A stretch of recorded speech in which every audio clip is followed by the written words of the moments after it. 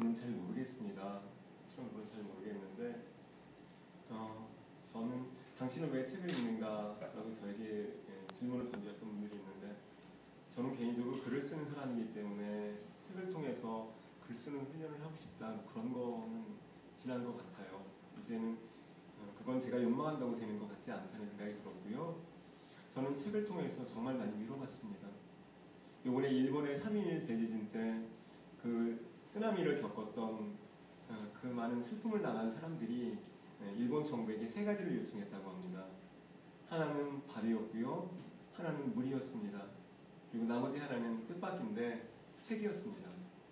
그럼 그들이 책을 많이 읽는 국민이라는 말씀을 드리고 싶어서가 아니라 그들은 왜 그런 긴급 재난 현장에서 책을 원했는가에 대한 것이 저에게 아주 큰 질문으로 다가왔는데요. 이유는 그런 거였습니다.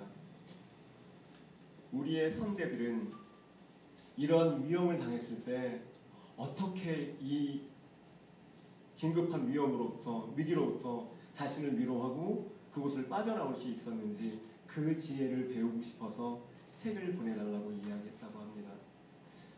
책은 저에게 그런 의미인 것 같고요.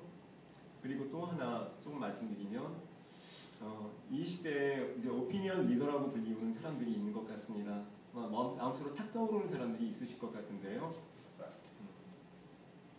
저는 이를테면 과학자 정대승이랄지 아니면 미학자 진중권 아니면 박경철, 안철수 그 밖에 여러 사람이 있습니다만 그런 사람들이 많은 사람들에게 공감을 주는 것 같거든요.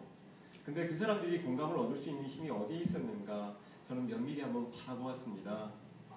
그런데 그들의 말을 보면 멋진 비유를 쓰는 것 같아요. 그러니까 단지 내가 지금 인간관계 때문에 고민을 하고 있습니다. 그렇게 말을 했을 때 웬만하면 참을 건 참아야 하지 않나요? 그래도 못 견디겠으면 관계가 차라리 끊어지는 게 낫지요? 라고 말하는 건 누구나 할 수 있는 말인 것 같아요. 그럴 때 그분들은 그렇게 말하지 않고 그것을 다른 비유를 통해서 말했는데 이를테면 다른 비유는 이런 겁니다. 우리가 신발을 신고 길을 걸어가다 보면 신발 속에 돌멩이가 들어올 때가 있습니다.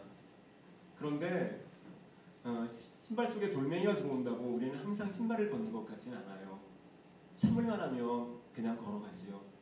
그러다가 도무지 못 참겠으면 신발을 벗어서 우리는 신발 속에 있는 돌멩이를 털어냅니다. 어쩌면 인간관계도 그와 비슷한 것이 아닌가 생각합니다. 참을만 하면 참고 가보는 거지요. 그러다가 도무지 아프면 그때 신발을 벗어서 돌멩이를 빼내듯이 그 관계가 깨어질 수밖에 없는 것이죠. 그런데 어쩌면 당신과 내가 누군가 빼버린 돌멩이일 수도 있습니다. 라는 말, 이런 비유를 통해서 말을 하면 사람들에게 훨씬 설득력 있게 다가가는 것 같습니다. 그래서 그들이 많은 젊은이들에게 공감을 주고 심지어는 막 대통령 후보로까지 지지 세력을 넓힐 수 있었던 건 그들의 말 속에는 항상 비유가 있었습니다. 비유를 들지 않고 그냥 말을 할 때는 일방적으로 가르치는 것 같기 때문에 사람들이 가슴속에 선뜻 다가가지 않는 것 같고요. 근데 결국 그 비유라고 하는 것은 독서를 통해서 얻어지는 것 같거든요. 사람의 마음을 움직이지 않고는 우리는 아무것도 얻을 수 없잖아요. 그런데 사람의 마음을 움직이기 위해 가장 필요한 건 경험이라고 생각하고요. 근데 제한된 시간과 공간 속에서 우리가 경험할 수 있는 건 지극히 한정되어 있잖아요. 근데 대안이 있는 것 같습니다. 책을 통한 간접 경험, 그런 것들이 우리에게 수많은 질문을 던지고 나를 돌아볼 수 있게 해주고 또 수많은 비유를 주고 그 비유로 얻은 것들, 그런 것들이 사람들의 말 속에서 조금 더 설득력 있는 말로 전해지지 않을까 생각합니다.